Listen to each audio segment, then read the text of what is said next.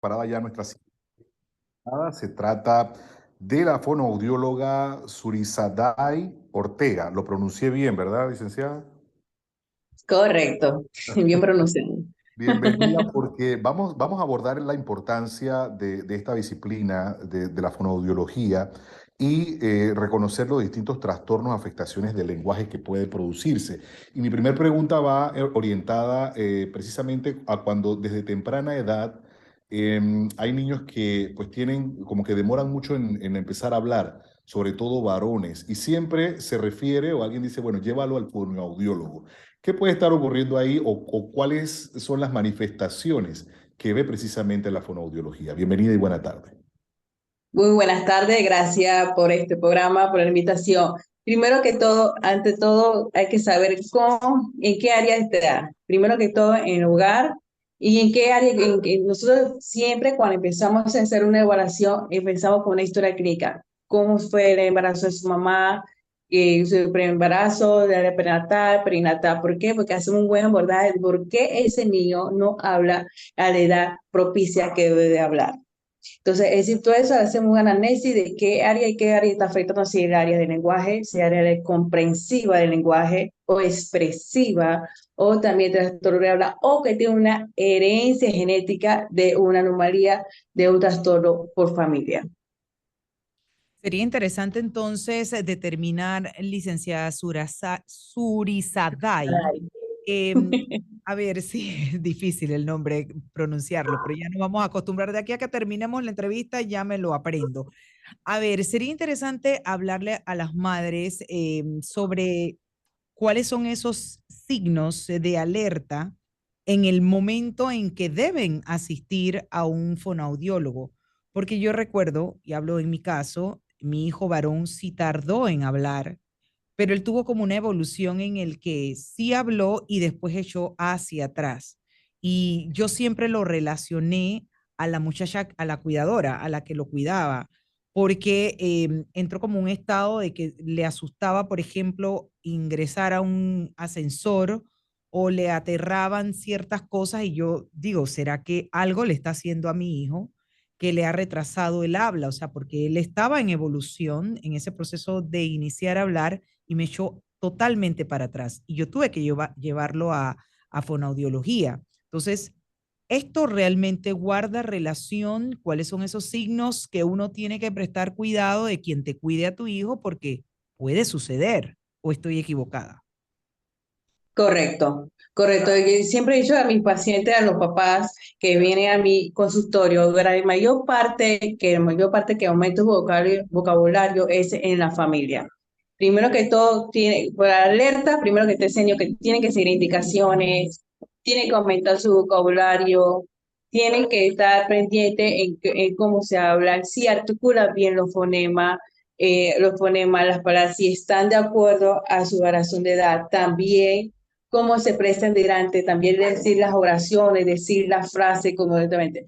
Sí, he visto que niños en estos tiempos que se han regresión, ¿por qué? Los cuidadores, siempre he dicho, los papás tienen que estar pendientes también los cuidadores. La mayoría de los cuidadores pasa con los Así es. móviles, no presta atención, pasa por muchos largos días por pantalla, por no conversa con el niño, no juega con el niño y hace también que hace, es una regresión, me hace que el vocabulario sea bajo y eso debe ser evolutivo. Su vocabulario hace que se retrase un poquito más, que no lleva a nivel vocabulario completamente. Ahora, cuando hablamos de trastornos, ¿son manifestaciones que son provocadas por algo o son inherentes a la propia persona? Los pacientes, primero que todo, es la misma persona, porque me han tenido pacientes que han tenido trastorno, por darte un ejemplo, trastorno de articulación, que es un trastorno de articulación que hace que difunde o se omite o sustituye una letra con la otra. Puede ser que ya la haya escuchado por su papá o por su cuidador o por un amiguito.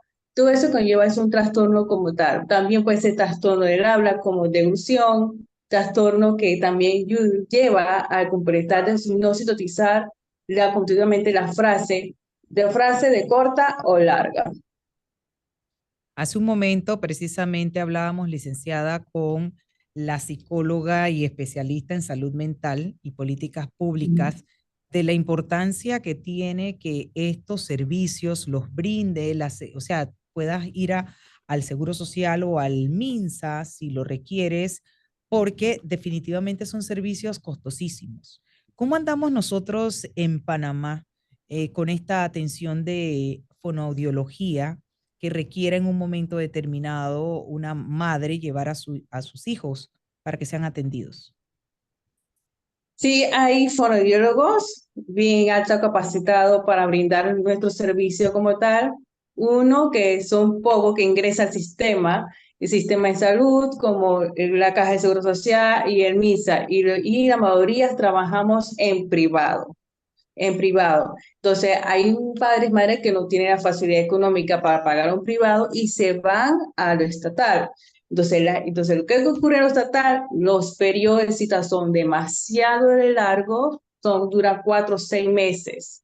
4 o 6 meses, cada vez que piden cita, tienen 3 meses, tienen que esperar 4 meses, o que lo den, o están bien, que dejan de manera pendiente. Cuando llega un cupo, un espacio, lo metemos al niño. Entonces, todo eso influye la atención que debe avanzar la evolución de la terapia, en las sesiones terapéuticas del niño, sí atrasa un poco, porque las sesiones terapéuticas tienen que ser constantes por semana.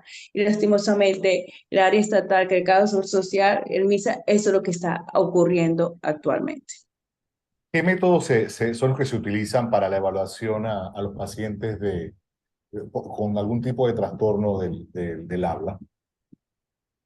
Entonces, son métodos con pruebas subjetivas y antes de hacer esa prueba subjetiva, nosotros también realizamos pruebas auditivas, ver qué nivel de audición está para entonces realizar otros métodos. Son pruebas subjetivas como pruebas que le ayuden en qué área está afectada, en qué trastorno del habla está, en qué fonema está afectado. Entonces, para hacer un abordaje del fonema que está afectado para iniciar una intervención terapéutica.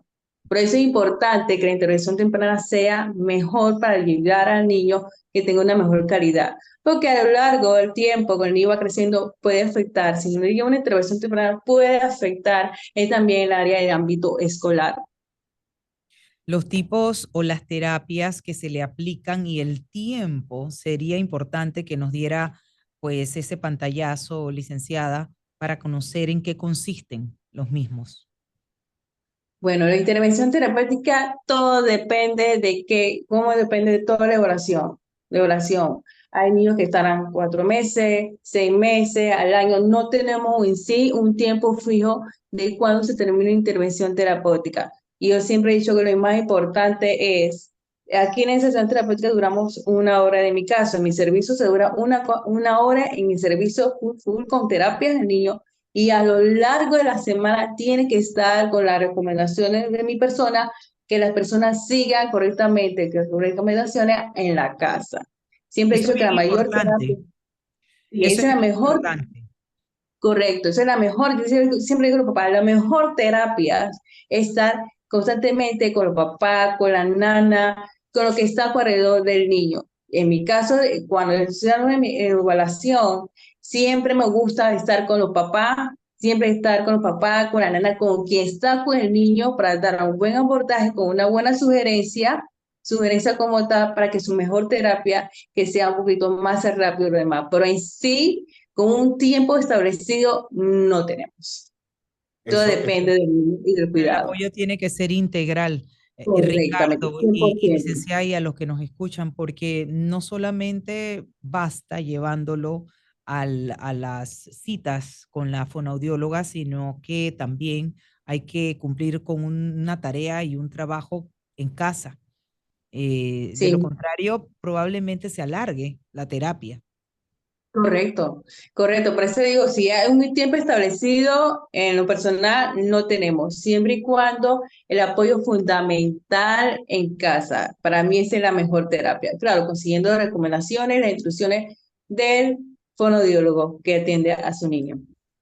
me viene a la mente un tema interesante por lo actual, y es que ¿cómo cree que de pronto la tecnología impacta también el Sí. trabajo, la práctica de la fonoaudiología? Y no podemos ni decir que a futuro, en este momento precisamente.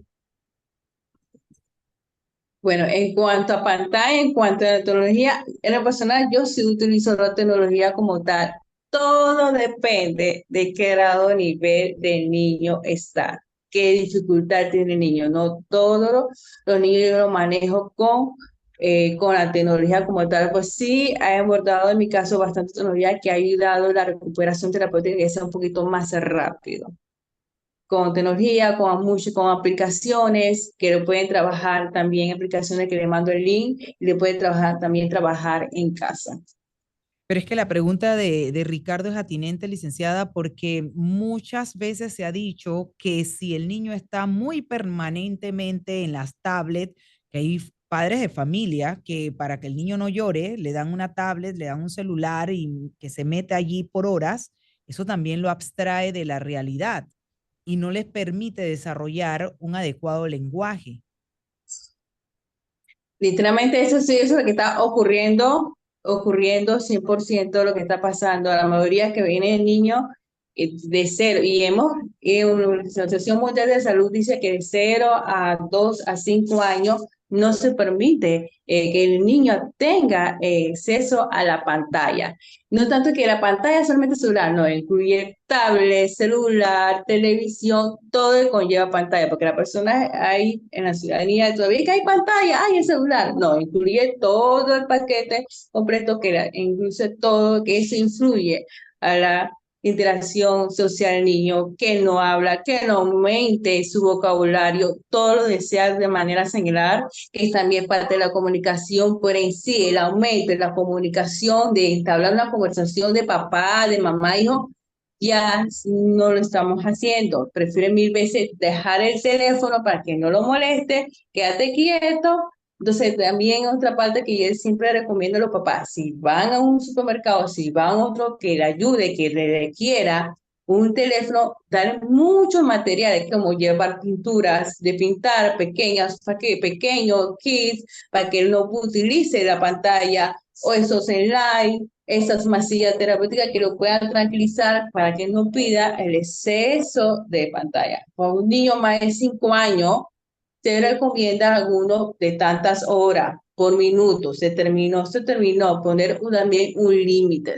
Pero lastimosamente no se está poniendo límites. De ser en todo el día la pantalla y ya hasta el momento que ya el indicativo, que ya en alarma, bandera roja, que el niño ya me está hablando, que ya no me mira, que ya me están viendo otro trastorno ya más específico, que se están asustando los papás. Cuando llegamos a ver la evaluación, le preguntamos, ¿cuántos niños tiene pantalla? No, todo el día, solamente un poquito le quitamos en la noche. Es más, hay niños que duermen con el teléfono, pasan la noche jugando, el día siguiente duermen. Incluso, y eso ayuda, y eso ha afectado tanto, que al momento de estar en alimentación, de comer, no le da ganas de comer, es preferible comer un poquito y ya por estar pendiente con el teléfono. Eso ayuda también incluso a la Claro. selectividad alimentaria.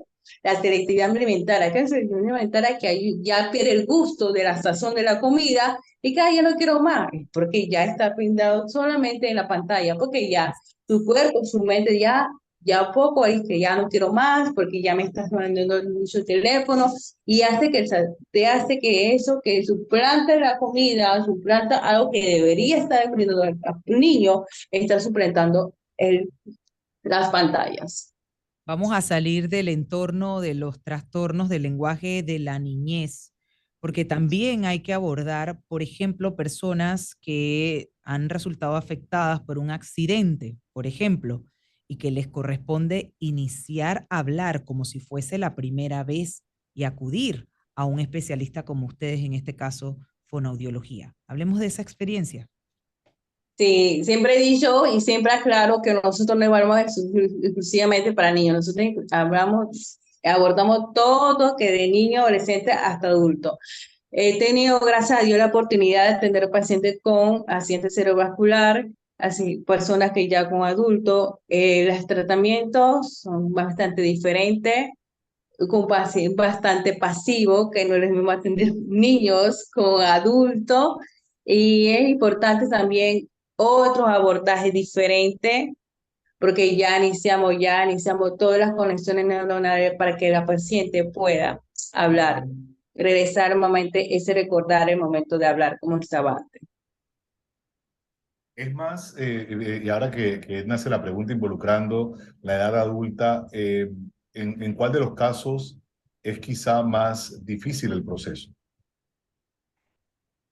Más difícil el proceso del momento, más que todo la vida emocional, más que todo, porque hay muchos que requieran, que desean hablar, pero hay mucha afectación a nivel emocional que se ponen tristes y eso también ayudamos con el apoyo de la psicología para que puedan manejar sus emociones. Muchas veces que he tenido con los pacientes, con adultos, han tardado mucho más que todo en esa relación de estar en esta intervención terapéutica debido a su dolor. Ya se desespera, se frustra, se impaciente que ya estoy dando varios meses con fono y no he podido hablar y siento que puedo y no puedo. Entonces ahí utilizamos un apoyo bastante como trabajar en equipo multidisciplinario con psicología y entonces abordamos porque en sí la salud emocional en todos los pacientes, de todo niño, adolescente y joven adulto es lo primordial. Literalmente es lo primordial. El niño tiene que estar feliz, el adulto tiene que estar cómodo, tiene que estar tranquilo, tiene que estar paciente para que llegue a un buen abordaje para que sea lo más rápido posible. Por ejemplo, en personas que le han tenido que hacer una traqueotomía, ¿cuánto le cuesta a esta persona volver a hablar? Porque algunas quedan precisamente hablando prácticamente no de la forma que normalmente debe hablar una persona, sino con el aparato. Y es difícil escuchar a una persona y hasta entenderla de esa manera. Sí, correcto. Es difícil para ellos también poder Claro. comunicarse porque para ellos se Todo sienten el mundo se le sumamente. queda mirando. Es que todo el mundo se les queda mirando porque es como si estuviese hablando o uno escuchando un robot. Entonces es incomodísimo tanto para ellos como para uno. Entonces, también abordamos todo lo que es cuidado en manejar la voz, patología de la voz. Ahí incluye un poquito más la patología de la voz, cómo ayudamos a la respiración, qué hay que hacer para que él pueda respirar más y que pueda abordar. En sí la interacción terapéutica con esos pacientes de traqueotomía dura un poquito más de tiempo, porque hay que esperar que todo lo que el proceso médico, que lo operaron y todo lo demás fue un poquito más fluyente. Pero siempre he dicho que para ellos también es bastante frustrante porque ellos quieran hablar la voz muy corriente como estaba antes, pero yo digo que ese es un proceso bastante largo, que sí hemos notado con grandes autoridades importantes que podamos ayudar para ellos. Pero sí se logra, ¿no? Sí se logra Correcto, sí, dar la fluidez y todo. sí se logra, sí se logra, sí se logra correctamente siempre y cuando que tenga una base de intervención terapéutica buena, que siga las recomendaciones como tal, y sí hemos logrado todo eso. Siempre y cuando, eso sí, siempre y cuando con el apoyo familiar en sí, nuevamente lo repito. Siempre digo a los papás, ustedes son el 60 y yo soy el 40. Además, de parte que son un buen equipo, un buen abordaje para que ellos puedan avanzar, regular y mejorar su calidad de vida son en sí la familia. Pero sí hemos visto una gran recuperación y ahí tenemos con los colegas y fonoaudiólogos que se han dedicado en voz y han permitido un gran avance de sus pacientes. A propósito, ¿cuántos fonoaudiólogos o con cuántos fonoaudiólogos cuenta Panamá? Fíjese que nunca me he puesto a detallar eso porque si hay aquí una falencia de psicólogos, de médicos, debe haber una falencia de fonoaudiólogos. Y realmente yo considero que cada vez esa disciplina es mucho más importante. Se hace presente la necesidad que ustedes estén en diversos sectores como el sector salud a nivel de lo que es la práctica pública, la privada, Ujú, pero también ujú. en el área, por ejemplo, de los profesionales que están queriendo incursionar en la comunicación, porque creo que ustedes también allí juegan un rol importante para enseñarle a las personas a cómo modular adecuadamente, porque el panameño, y me incluyo porque soy panameña obviamente, y eso lo aprendí, tenemos la mala costumbre de comernos las S. Y yo hago un esfuerzo y un ejercicio diario, consciente, para no comérmelas. Y eso, cuando salimos al exterior, la gente te dice, ¿eres, eres de dónde eres? Es que te comen las S. Entonces yo tengo que hacer un esfuerzo bien consciente para no comérmelas, porque de verdad que suena uno, se escucha mal cuando nos comemos las S donde tienen que estar. Hablemos un poco de eso. La mayoría, los panameños somos muy típicos de omitir, más que todos los fonemas S, como las S, son las S o una terminación de las palabras o de la frase o al momento de expresarse. Siempre es importante fortalecer esa comunicación y también digo a los pacientes, bueno, cuando ustedes se dan cuenta, busquen la manera de respirar profundo a la S que vamos a indicar para que todo fluya bien. Más que todo en esa área de que omitimos la S al final de una palabra o de una frase, es bien un comentario atípico, no se queda que nos ha costado y a mí y a todos los colegas, y a pesar de todo, nos ha costado intervenir de cómo los niños, incluso adultos, de que las terapias de habla que tienen que poner la S al final de la letra, al final de las palabras, todo conlleva la S, y es siempre dicho que hay que estar pendiente a uno mismo de, aunque está pendiente, que aunque emitir la S, voy a respirar un poquito y vamos a decir para explicar. Es bastante difícil en cuanto también influye mucho en la cultura de uno panameño, pero yo trato que los demás pacientes trate de que la S esté intacta al momento de decirla, al momento de pronunciar las palabras. Antes de finalizar, me gustaría hacer si es posible, y si la pregunta cabe, si estoy haciendo una pregunta correcta, en la diferencia entre un trastorno del habla y un trastorno del lenguaje. Correcto. Siempre, esto fue lo que yo siempre le comento a los papás y a todo lo que piensa sobre la diferencia que hay.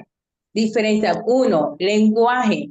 ¿Qué es un lenguaje? Es lo que sentimos, es lo que pensamos, lo que sentimos y lo que expresamos. El verso A, el trastorno del habla es la articulación de los fonemas. Eso es diferente. Entonces, el lenguaje está en el área comprensiva, así el nivel de vocabulario, cómo está el área expresiva, así mismo cómo se expresa con el vocabulario aprendido, y el trastorno del habla la diferencia es las alteraciones, articulaciones de cada fonema. Eso siempre digo la diferencia de los dos. No es lo mismo terapia en lenguaje, uno es lo mismo que terapia de la base. Siempre hay esa diferencia, pero en sí, ambos se complementan entre sí para ayudar a una mejor calidad de vida y de todos los pacientes, ¿verdad? Interesante y excelente la explicación amplia y detallada por parte de la licenciada Surizaday Ortega. Le dije que me iba a aprender el nombre antes de terminar la entrevista y veo que lo mencioné bien. Además que es un nombre muy bueno para hacer un ejercicio adecuado. Ahí está Ahí está el ejercicio, ahí está la terapia, Ricardo, de fonoaudiología. Digo que usted muy bien, hay que prestar atención, estar con detalle, y que voy a decirlo bien por un momento. Lo dije bien, ahí están las C y S, que son los sonidos bastante similares. Así es, así es. Un gusto, licenciada. Muchísimas gracias y bienvenida A la siempre orden. esta tarde. Gracias. Bueno, esta es la